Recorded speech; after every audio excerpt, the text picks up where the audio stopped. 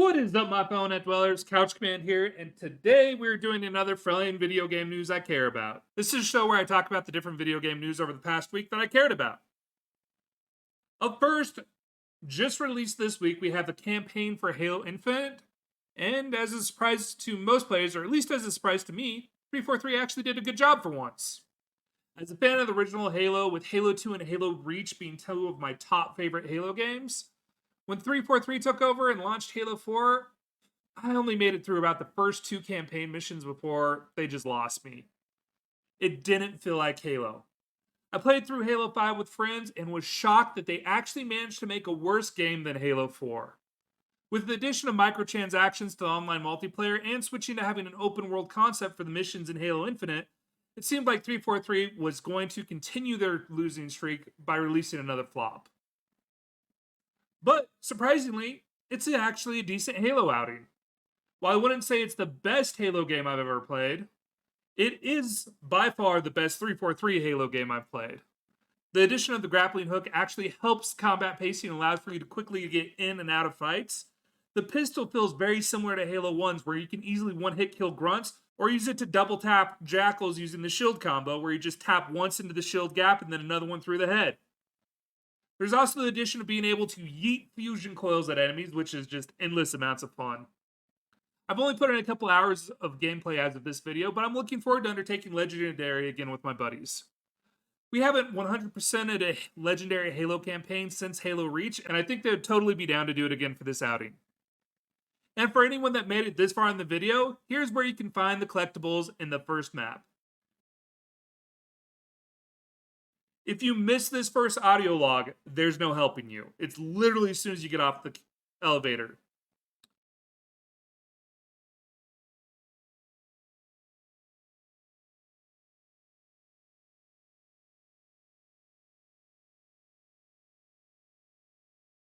This skull, it's a little more understandable. It's stashed over here on this top right, right above the supply bin.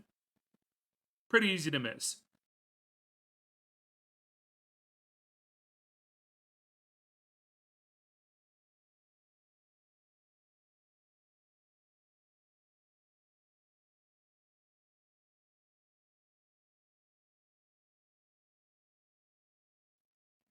You can find this audio log tucked over in the back right corner during the boss fight.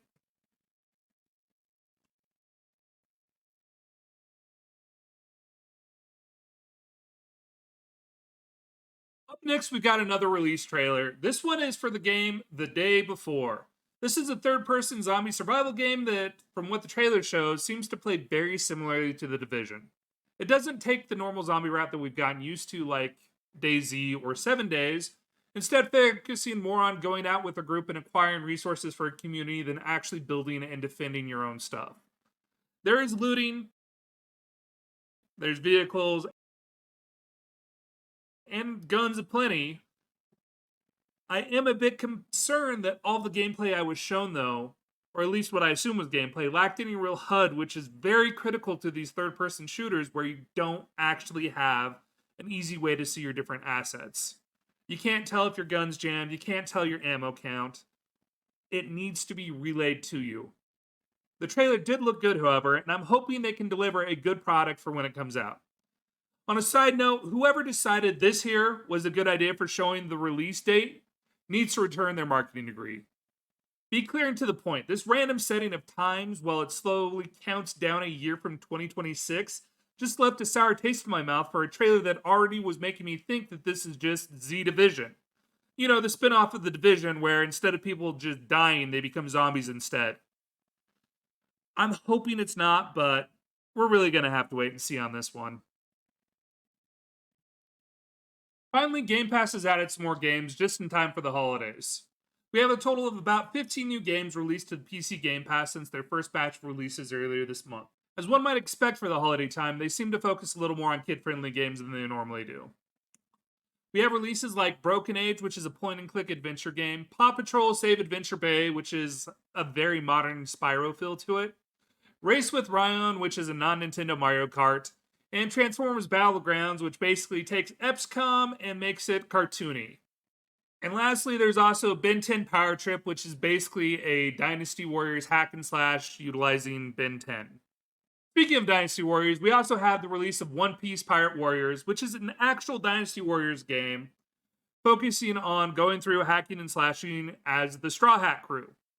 There's also Aliens Fireteam, which is a co-op third-person horde shooter.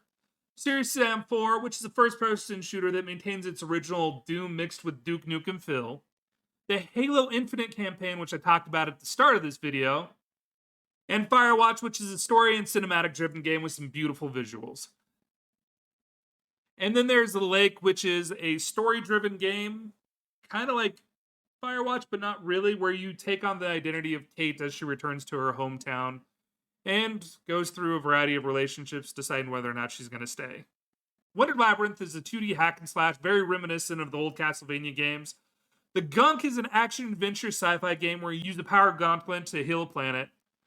Mortal Kombat, I'm not going to bother explaining. If you don't know what Mortal Kombat it is, you don't want to play the game. We'll just leave it at that. And lastly, there is Space Warlord Trading Simulator, which is akin to the old drug dealer simulator games. Accept requests for certain organs, buy them, and turn them in to make a profit. You have a fixed amount of time per day to do trading, and while you can turn organs in after the trading day closed, you can only buy while it's open.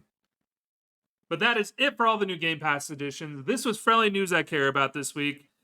You guys all have a good night, a great tomorrow, an amazing rest of the week. I'll see you next time.